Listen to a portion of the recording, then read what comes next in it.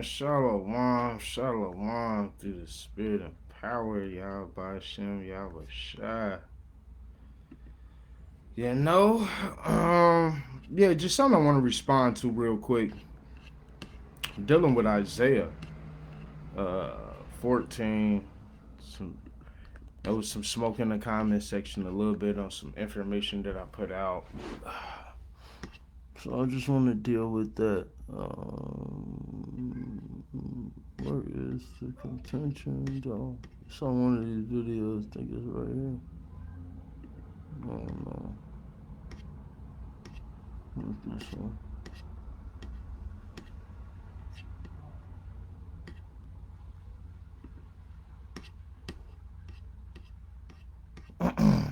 I just want to deal with some points. This shouldn't be too long. I'm not gonna make this too drawn out. I definitely stay tuned for these series and these things that I am actually about to crack down on, though, in the community, and showing why the importance of knowing some Hebrew is actually important, you know, through the spirit and power of Yahweh Shem Shine. So I'm gonna just have some little examples and things of that nature. So here we go. Is this it? Yeah, here we go. So here it is. I do a video. Boom. Brother responds. All right, he's responding to Isaiah 2. Isaiah chapter 1 and 2. In my breakdown of Isaiah that I previously had done, I've showed how the strangers have an equal covenantal salvation with the Israelites, according to Hebrew syntax. Now, I'm not sure if the brother actually understands. I think he went to ChatGPT and got some of his information. I'm not sure. And the reason I say that is because the way he's responding uh, would affirm that he would have an actual understanding of what he's looking at in the text. And the fact that he's using kind of like, I believe, geared resources against the idea shows that he really don't have a understanding of what he's talking about. And I say that out in sincerity and love.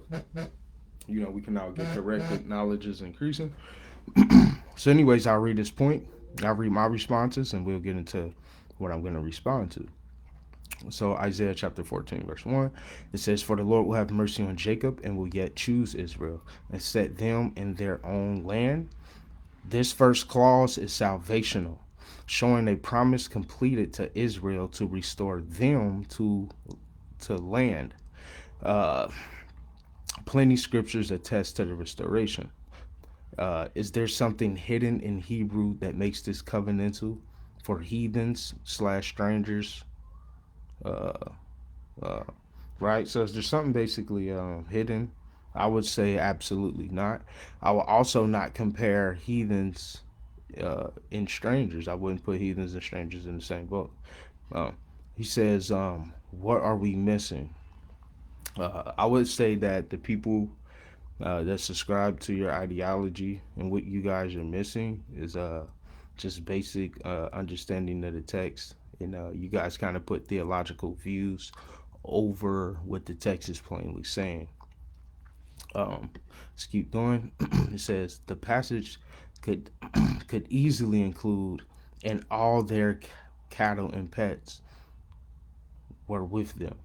It says, does that save the cattle and pets? That's a question. Essentially, cattle and pets, could be spared. If you look in Egypt, uh, even the cattle there and things of that nature wasn't spared. You see that in plagues and things of that nature as well. Anyways, he says, this second clause is informational. It doesn't contain any salvational language or salvational actions pertaining to um, Isaiah chapter 1 dealing with the strangers. So it's speaking to that. So it's saying this clause is informational. It doesn't contain any covenant language or salvational. So he's referring to, let's changing first clause. See, that's how I know he looked like he cut out something, because the second clause there will be referring to the strangers, and he didn't post that here.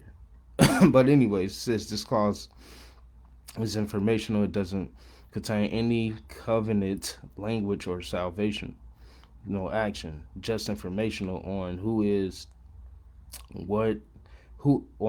with Israel at the time of their restoration. And the strangers shall be joined with them, and they shall cleave to the house of Jacob. So the strangers here,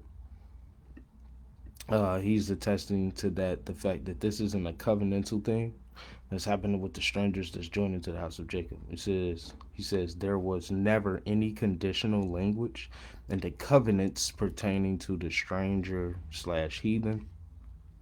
So how is an informational equated to salvation? Everything that comes into contact with Israel is saved? That's a question. I would say it just depends on the context there. Further, scriptures show the purpose of them in the land, rebuilding the land, serving Israel, not salvation. But I'm simply dust and ashes, eager to learn. My response to that was just watch the video, come learn Hebrew. You can't give any correction because you don't know Hebrew. Watch the video, take notes, then I'll answer questions. He said, I wasn't aware that you were privy to my educational background, and I did listen to your video. One need to know, it says, one need not know Hebrew to understand scriptures. I disagree with that. And we'll see, you guys are going to see why.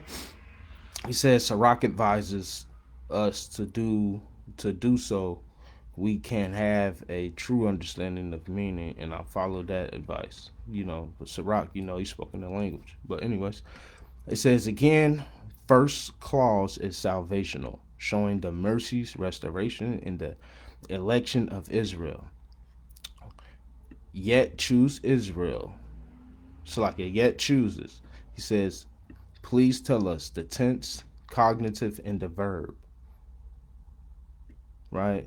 Does it mean always will choose Israel? Past tense, future. Always. That's a question. And so yeah, when you deal with that always, that's exactly what that's dealing with. Right? The cognitive there is letting you know that the Most High will always choose Israel, which is why we see the word awide in the Hebrew text itself. Okay? So let me see something real quick.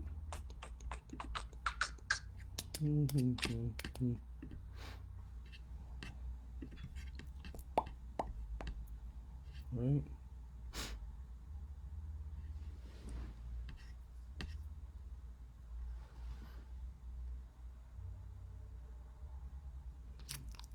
Let's see. Answer that question right there before I go into everything. So we got Kai Yaracham Yahweh Av Yaikwa Barachar Awide Ba Yasharal. So yes, past, present, and future. You have a always there. The cognitive here is the language here is the Most High literally saving and delivering Israel like he always have. What do we have? We have a yet again, right? A wide, right?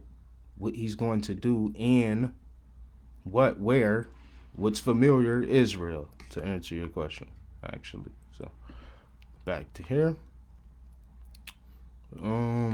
The second clause, he says, the second clause is purely informational.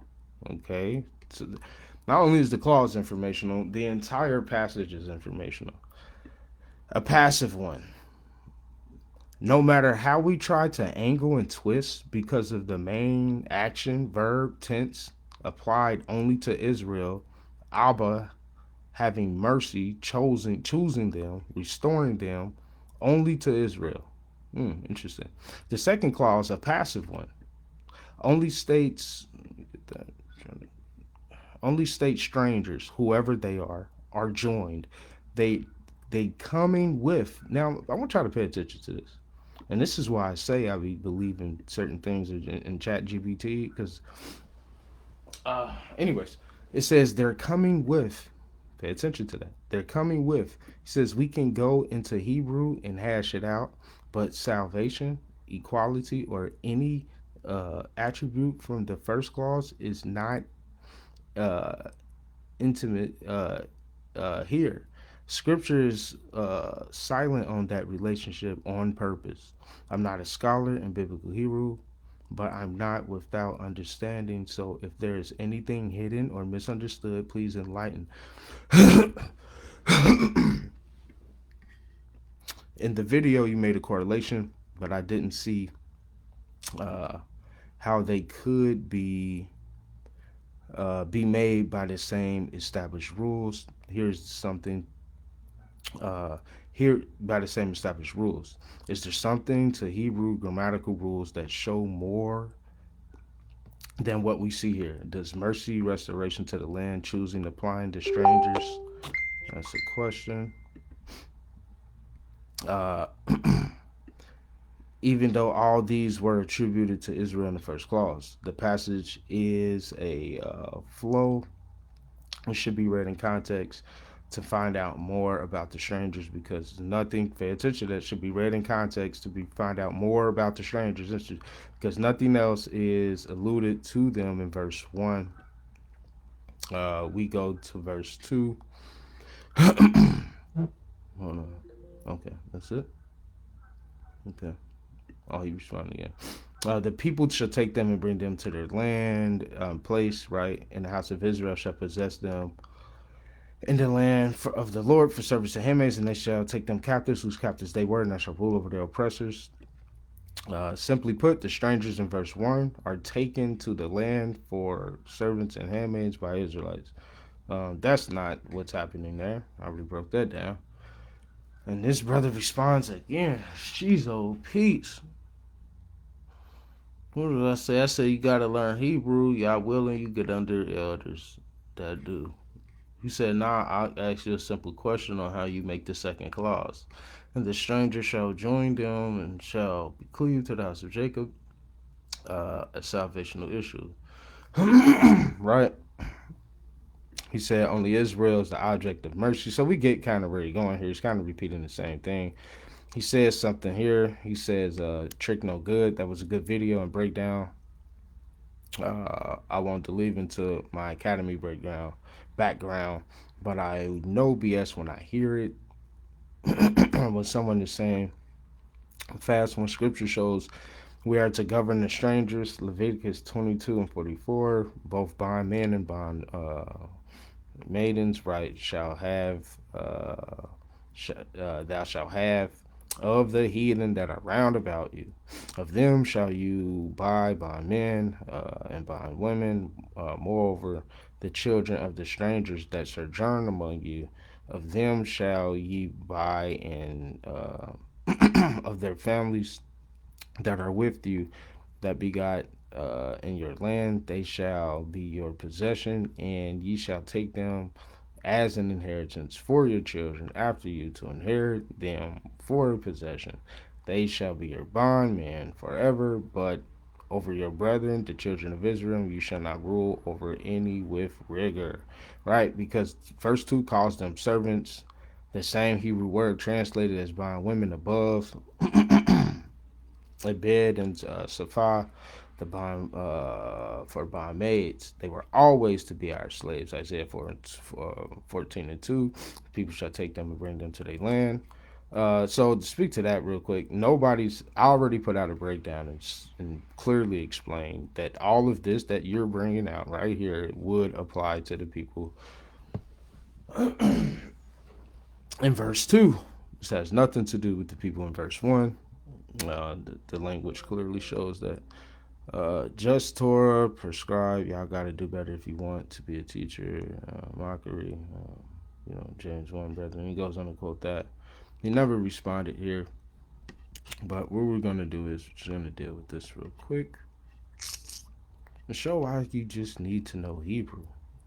Chat GPTs won't save anybody. We're gonna deal with these clauses. This is simple again. So you have Kai Yaracham Yawahal Ath Yaikwa Baracham Awide Ba Yashara. What is happening here, right? For mercy, right? Through Yahweh, right? The main object is obviously what? Yaikwab, right?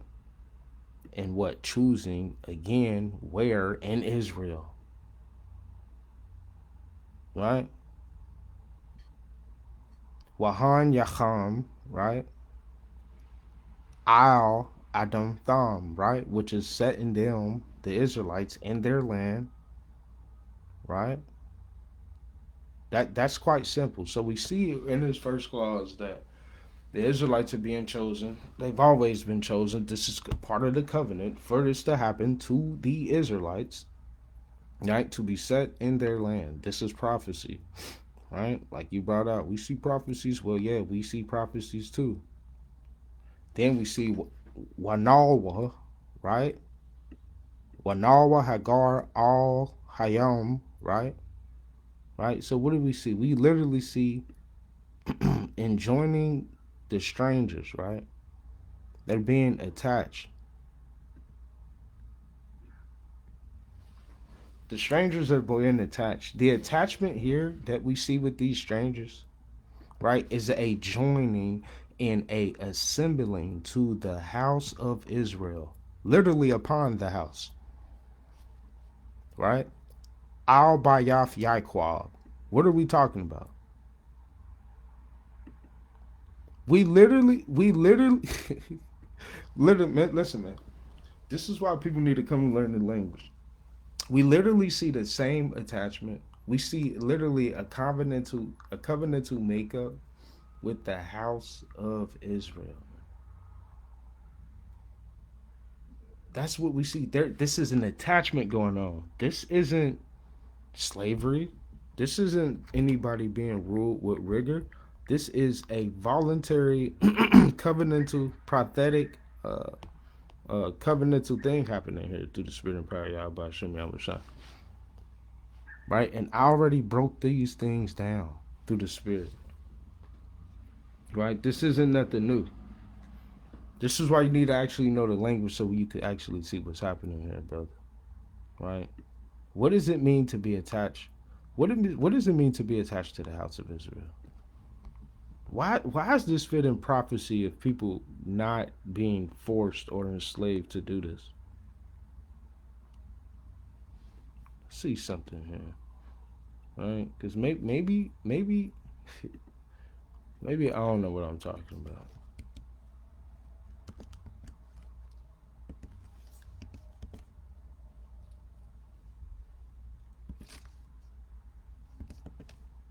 Let's see.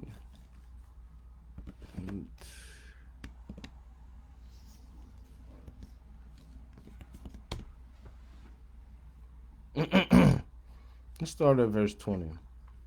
It says, the Lord of hosts, it says, thus saith the Lord of hosts, it shall come to pass that there shall come to pass, right? And the inhabitants of many cities, and the inhabitants of one city shall go to another, saying, let us go up speedily to pray before the Lord of hosts, to seek the Lord of hosts. I will go also. And many people and strong nations shall go, Shalakia, shall come to seek the Lord of hosts in Jerusalem and to pray before the Lord. Thus saith the Lord of hosts, in those days it shall come to pass that 10 men shall take hold out of all languages of the nations, even shall take hold of the skirt of him that is the Jew, saying, we will go with you, for we have heard that God is with you. I don't see anything forced about that nature, for the record. I don't see anything forced about that. Right? You said that the second clause. Look at what you put here. The second clause is its own object. The strangers. It's informational and descriptive. It's not saying nothing more that than they are joined and cleaved to Israel in the Hebrew. That attachment doesn't imply sharing anything nor inheriting any attributes from the first clause. Prove it. Because you literally destroyed yourself when you went to Leviticus 25. You destroyed yourself. The first clause and what we're seeing in verse 1 has nothing to do with the same people being in the second verse. That's a lie, and that's not what the scripture is saying at all. I ain't saying you. I'm gonna say this. Look, that's just a mistake on your behalf. That's just simply not what the scripture is saying. Nothing in the Hebrew is demonstrating what you're talking about. You know what I mean? This is why you guys got to actually start going into the language, man. Right? Nothing in the language is demonstrating what you just said there. Matter of fact, let me go to that real quick. Hold on.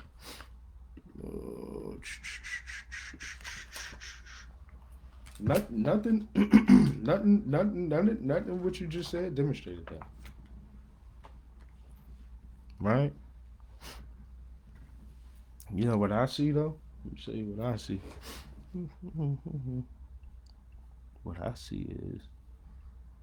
What I see is a covenantal thing out of what we just read out of Zechariah. And what I see is that they cleaving themselves to the house of Israel. What stranger, what heathen do you know in all throughout the Bible, a slave master that can cleave to the house of Israel? Can you show me that? Huh? Can you show me a slave master cleaving to the house of Israel? That's what I would like to see through the spirit and power of Yahweh Hashem Yahushua. Because I'm telling you, it's unheard of. I haven't seen that. Right? I see a clear syntax boundary here through the people, through the spirit and power of Yahweh Hashem Yahushua. I see things that intentionally separate the people, which are the strangers, which is Gar right here. Right? Right? The strangers. Right? And if you read this in the Septuagint, it'd be the proselytes. There's no proselyte slave, right? Sorry, that's just not in the scriptures. We just simply don't see that. Actually, verse 2 literally deteriorates that entire thesis. What we see is actually voluntary. What we see Wanawa. Do you know what Wanawa means? Right? Because the strangers are being joined. The strangers. Wanawa Hagawar. Right?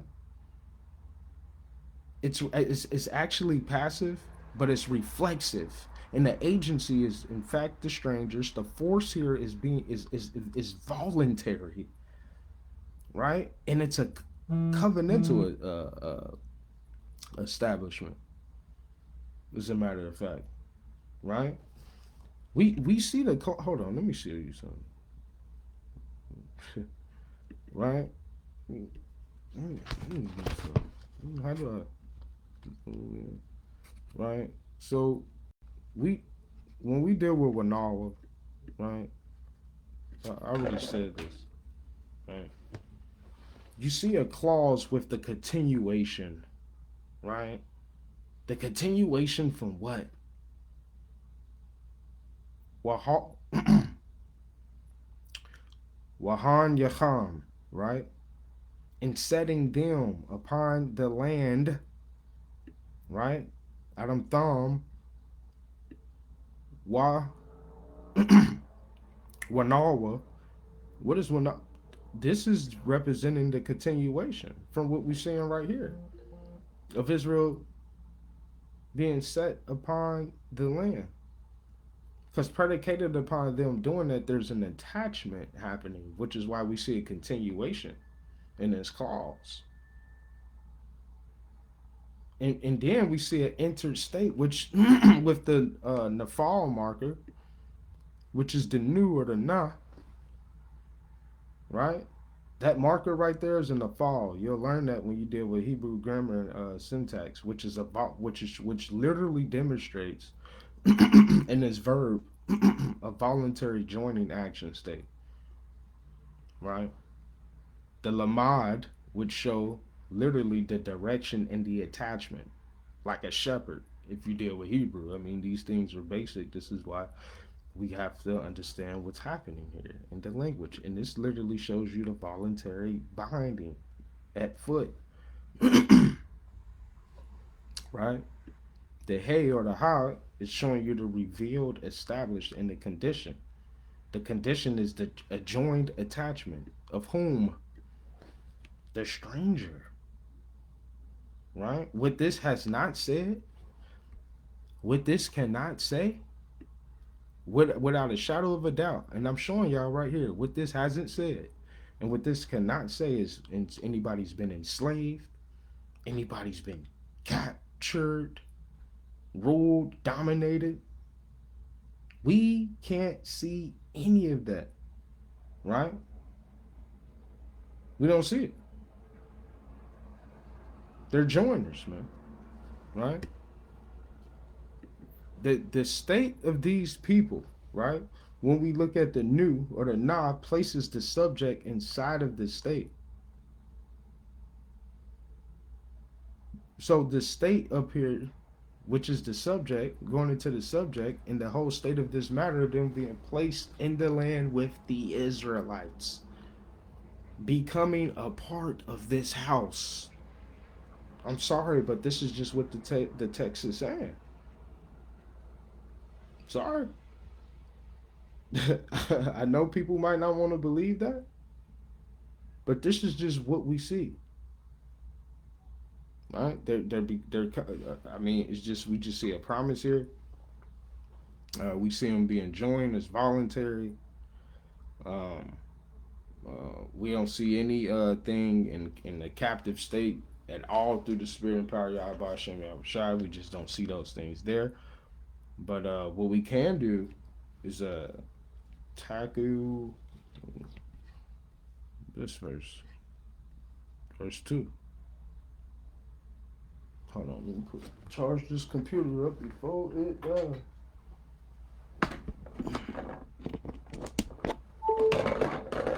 Alright.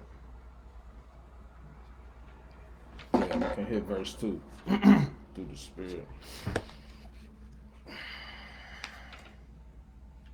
Verse 2 is pretty good. Because what verse 2 is going to show you the syntax boundary and what people are normally blurring out because they're not dealing with it through the spirit and power of Yahweh Hashem Shai.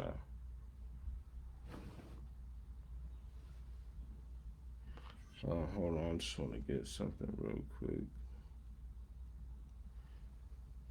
The spirit.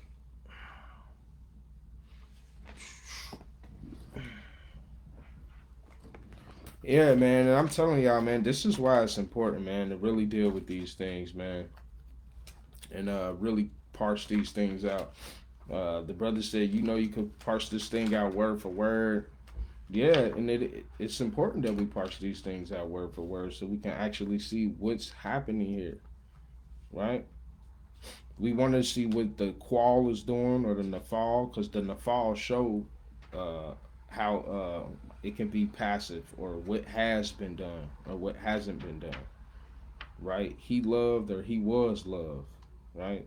That's what the nafal and the qual is doing through the spirit and power of Yahweh Hashem Shai. So I mean, yeah, those things are necessary.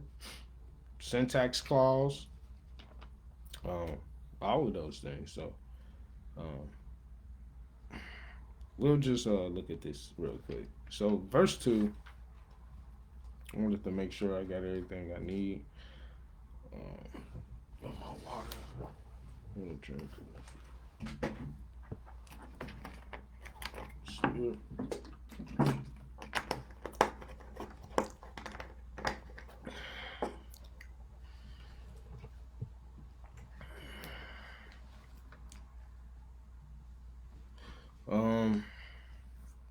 All right, so just going into this, man, through the spirit. Like I said earlier, I'm gonna go into some things to show why it's important. Looking at other texts to understand certain basics in the language. Just to let y'all know. But so you got walaquawam, right? And to take. uh, going into also a whole different language,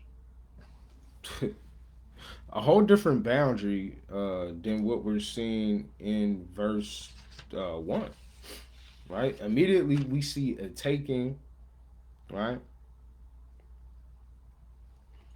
Um, going into a possession, a having of, I'm yam, walakhawam, I'm yam, right? Which is the people, right?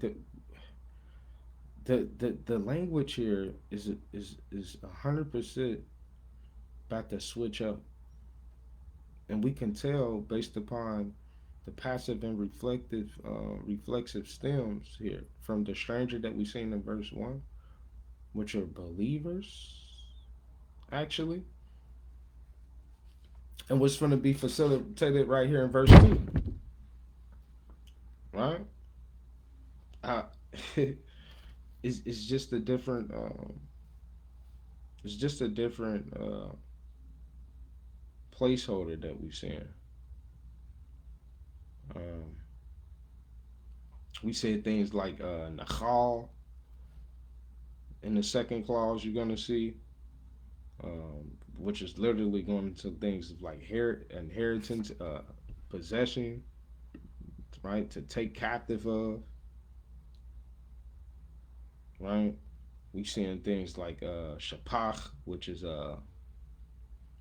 going into handmaid, right? Servants and handmaids.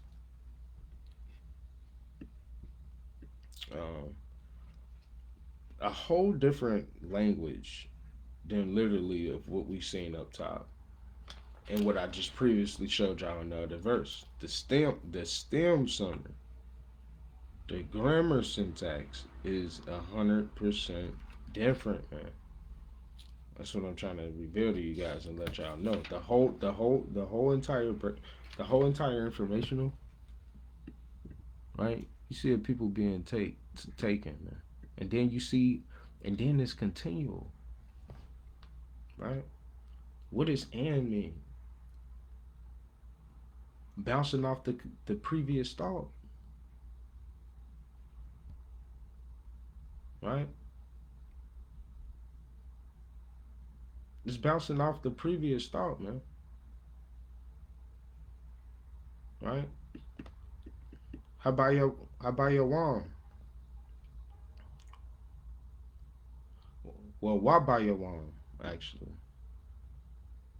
because you got that "and" there, right? Unto, I'll, right? Where are they going? This is representing a place.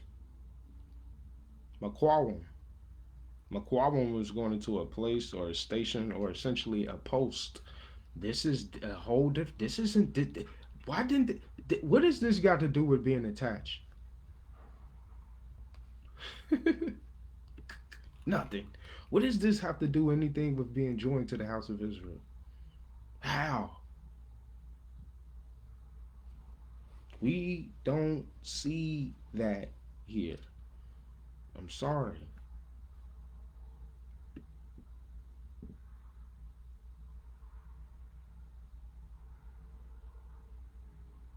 Right?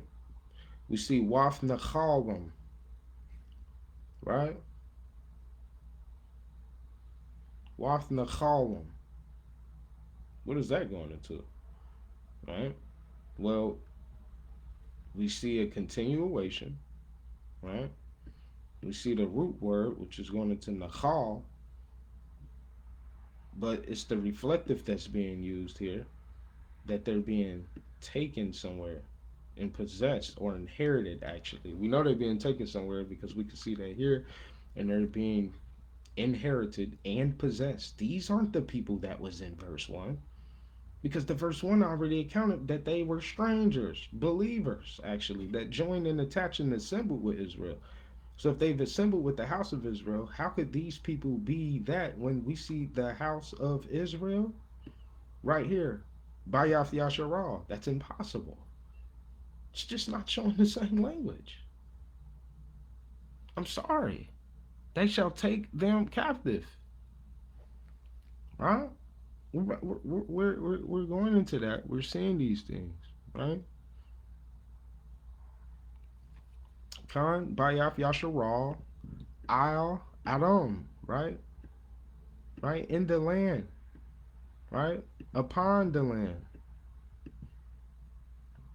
You see that? La Abidium. What? For? For? Servants. Who's having that? Bayaf Yasharal. Not the same people that assembled themselves with the house of Israel and became part of this house. That's impossible. This is how we know this is a whole different class of people right here. Right? I'm sorry. That's just what's happening.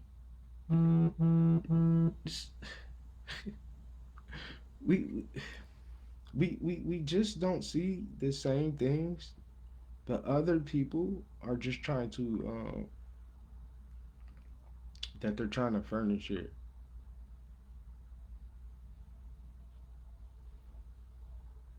Right? I don't see it. Um, I'm not sure um, um, what exactly people are trying to get out of uh, furbishing things that we just can't uh, see.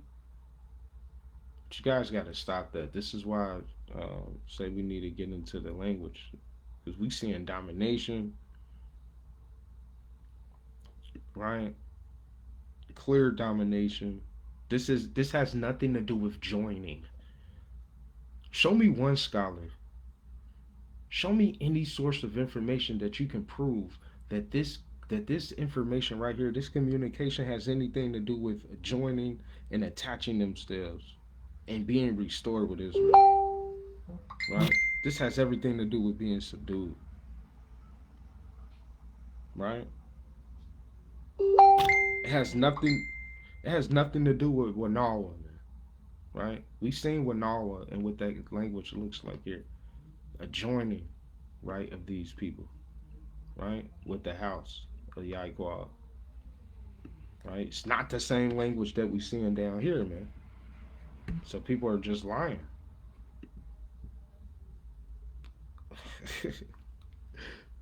like, uh, like, what do we do?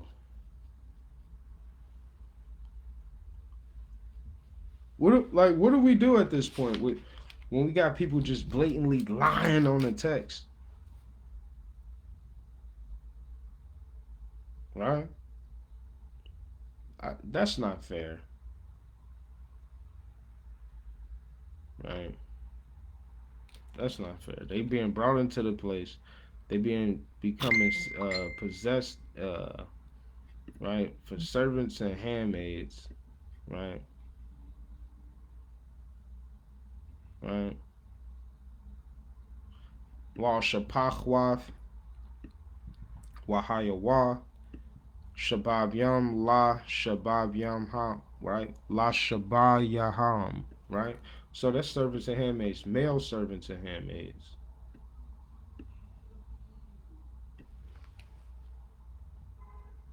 right? Captives though. That's the thing. These are captives, male captives, males and female captives, right? You know what's so interesting about these males and female captives here? And we see that here,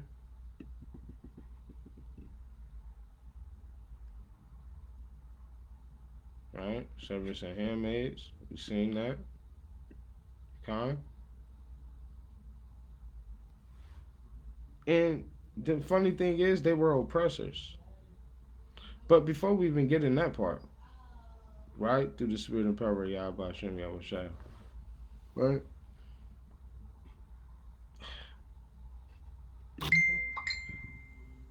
What's quite funny here to me,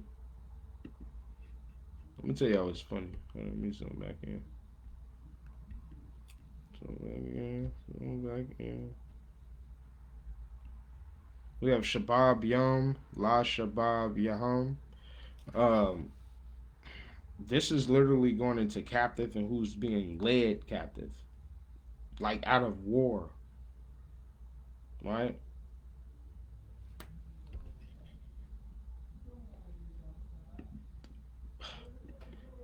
When we deal with the servant and handmaid, this is dealing with the humanity part of the people of the nations, man, being inherited.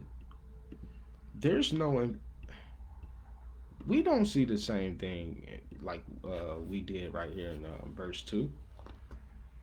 None of this information in the Hebrew and the language is showing that.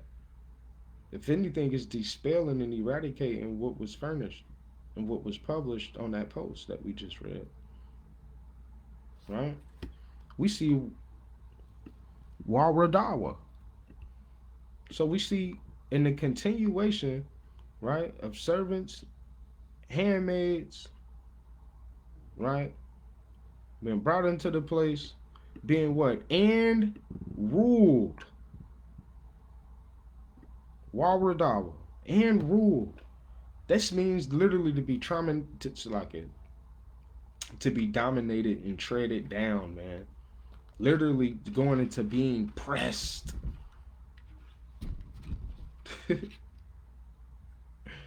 Right? Going into being pressed. That's what we see there.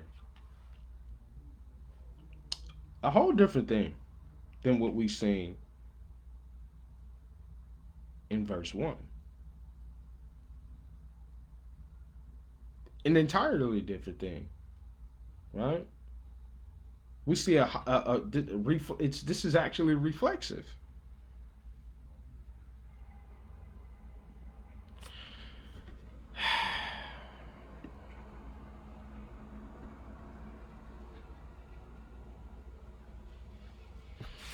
Why do we? What's up with these oppressors right here?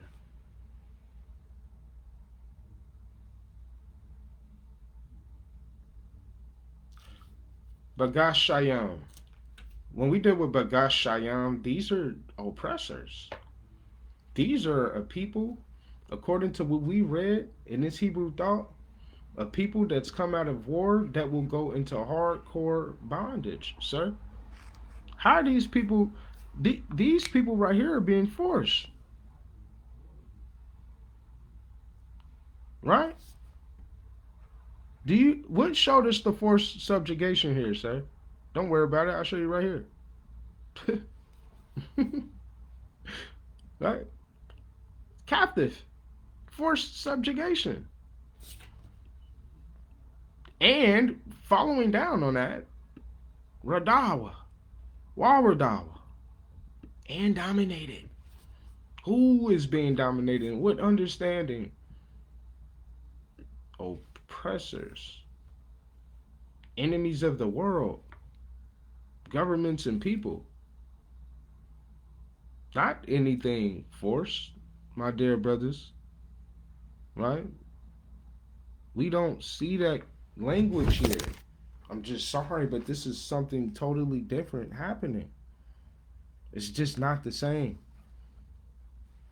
right? We have to we I'll and listen. Go Zion Lex got a course, right? If you want to get with me, you can come get with me and learn some stuff. I definitely network with other brothers, right? And anybody that actually know Hebrew that would like to peer review this, go ahead.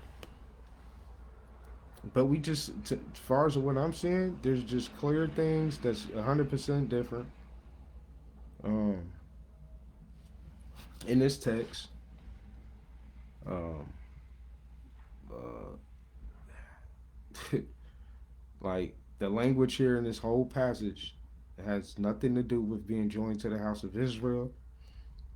And if somebody want to do a peer review, I'd love to see it. I'd love to see people go into this whole text, parse this thing out, and show us these things on how these people here are somehow now joined to the house of Israel in this language here. I would love to see that. I would love to see when we've ever seen a people subjugated, able to bind themselves and touch and cleave to the house of Israel. upon their deliverance, right? That were oppressors, right? I haven't seen that in any book, chapter, or verse. And no stretch from the imagination. I haven't seen that in the Bible. But like I said, go ahead, pull it out. But the scriptures people try to produce just weren't good scriptures. And now I go to an example. Like, what do we see here? Right? The brother went to Leviticus. Right? Both thy bond men and thy bondmaids, Sapar, right? Which thou shalt have, shall be of the heathen, right? That are round about you. You see that? The heathen here in this aspect that are round about us is not the same language that we're seeing in Zechariah. That's not forced.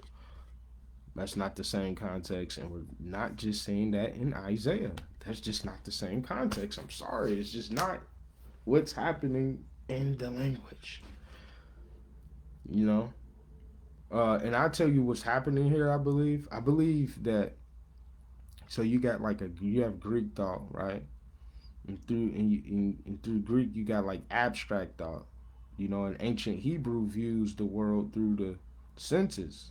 You know, which is concrete thought. You know, concrete thought is more like the expression of concepts and ideas in ways that can be what seen, touched, smelled, right, tasted, and or heard. So like, and this is why I say, man, we got to study. Because like all five of these senses are basically used when we speaking and hearing and writing and read exclusively in the Hebrew language. And I would go. I'm gonna show y'all. So an example of this can be found in. An example of this can be found. Um,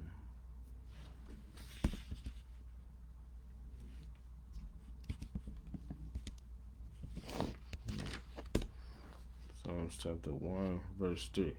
Right? And it says, and he. So an example of this can be simply found in Psalms, real quick. Just showing y'all understanding why we need to just go into the language. It says, and he shall be like a tree planted by the rivers of water, that brought forth his fruit in his season. His leaf also shall not wither, and whatsoever he doeth shall prosper. Right? So this is a plain thing to understand, right? Through the spirit and power of Yahweh Hashem Yahushua. Because in this passage, we got a concrete word and expressing abstract thoughts, right? For an example, you got, hold on. Let me click this, John. Right? For example, you got things that's being, so an abstract thought, right? Then you got the concrete thought, right?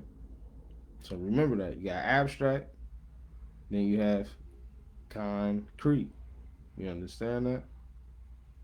So words being expressed in abstract thought, such as like basically a tree, which is going into essentially uprightness, right? Tree. It's dealing with something upright. You know, I think it's it lets you deal with.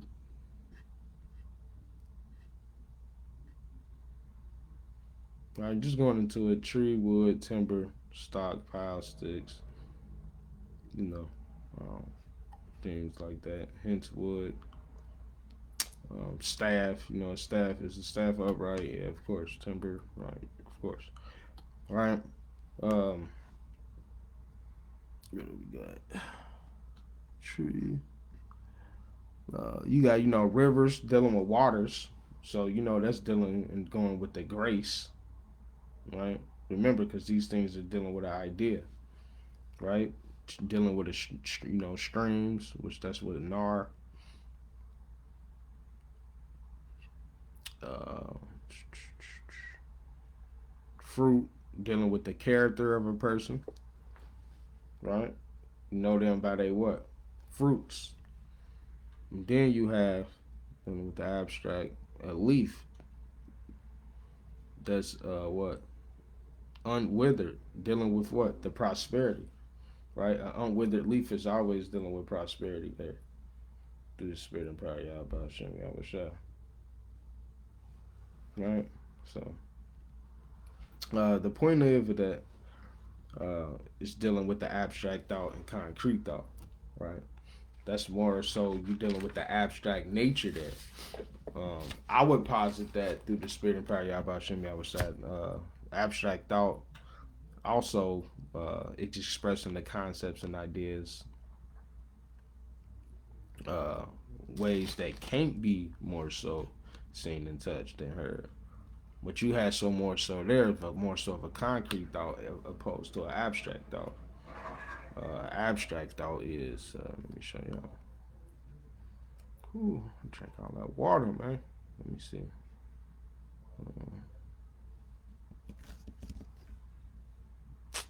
So,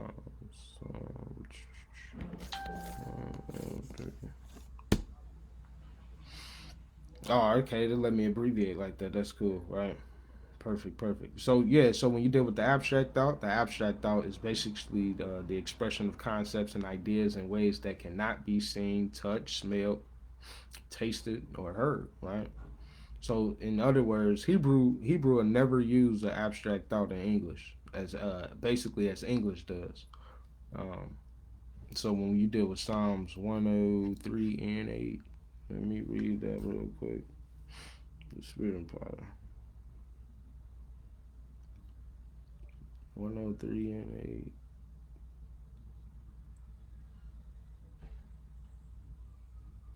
So it says, the Lord is merciful and gracious, slow to anger, right? Plenteous in mercy and in mercy, right? So now, if you notice, I said Hebrew is more so of a concrete thought and not abstract thoughts, right? But here in this context, you clearly see that we have an abstract concept, right? Stuff like passionate, plenteous, gracious. You got a word like slow to anger and things of that nature. In mercy, you know that mercy is kind of going into that love right there. Um, but I would say, as far as what I understand, this is actually going into a abstract English word translating the original Hebrew, which is a concrete word and thought, and that's what a lot of people be missing in the language, right? You got to understand how westernized things are nowadays, right? So actually, these would be abstract English. So you got abstract English words, right? Translating the original Hebrew concrete words, right? If you think about it, according to some scholarship, translators often translated this way because the original Hebrew would actually make no sense if it was literally translated into English, right? And that's something to be accounted for. This is why it's good to deal with Hebrew so you can get the Hebraic thought behind certain things. Because if it was translated literally from Hebrew to English, it would just simply make no sense at all, right? So I say we'll have to take like one of the abstract thought words and demonstrate how it would work or something. So let me see. Anger. Okay, I'll do it like tool. Anger. Op. Strong's H639. F. Right. So if you understand this, hold on. Did I click on it? Let me click on that, John. Right. What does it mean? Literally means nostril, nose, face, and anger. But this is all from a Hebraic thought, right? Because the text says something else. Did the text say nose? Did the text say face or nostril? The literal understanding of that is a nostril. That's what the word is. That's what the word literally means, right? So anger, an abstract word, right, would actually be this Hebrew word right here, right? This would be that Hebrew word. This is the Hebrew word, right? Which literally means, go there, right? See that through the spirit? It literally means what? Nose, right? This is a concrete word, not anger. So like it nose, nostril, going into face because where your nose at? In your face, right? And guess what? When somebody is angry, you'll begin to breathe hard, right? And your nostril begins to what? Flare. This is why it's perceived to be what? Anger. Because your nose is flaring, right? If think about this, y'all. If the translator literally translated uh, the passage that we was just at, uh, if it was translated literally from that thought process, it would literally read the passage would literally read slow to nose. You see that? So this is why it's important to know Hebrew. The Lord is merciful and gracious and slow to anger. If this was translated from a literal 20th century thought, when you go and look into that word anger, knows, and you wouldn't have a Hebrew thought about this to see how a Hebrew would think and go into this, you would literally put, and the Lord is merciful and gracious and slow to nose. That's what you would put, right? It would make literally no sense to the English reader, somebody that's reading English, right? So the word off or op, uh, right, which literally means a nose, is translated to anger in this passage for that exact reason, man. Right? This is why I say it's important, man, to get into language to understand these things. That's why I had to bring out that example. And there's some other examples I definitely want to go into, but I'm gonna leave that for a later time.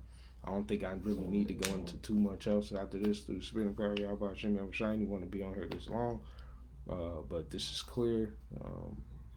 And like I said, I'm not done with this. I'm gonna go all into this. I'm gonna hit the next 5 verses as well and break down the book of Isaiah. Anybody got any questions about anything else that need to be broken down or whatever, we can go into that. But I'm gonna definitely be bringing out information every time I go into this. So every time I go into a breakdown, I'm gonna be teaching y'all rules and grammar a little bit on why learning Hebrew matter and how you can dissect the text to see what's actually being said. Wait till I go into like the appearance of functional descriptions. It's like it. That's gonna be lit. Can't wait to do that. It's gonna be real dope. So I just want to say Kal Halal Yahweh, Bashem and Mashiach Yahushua. Shalom.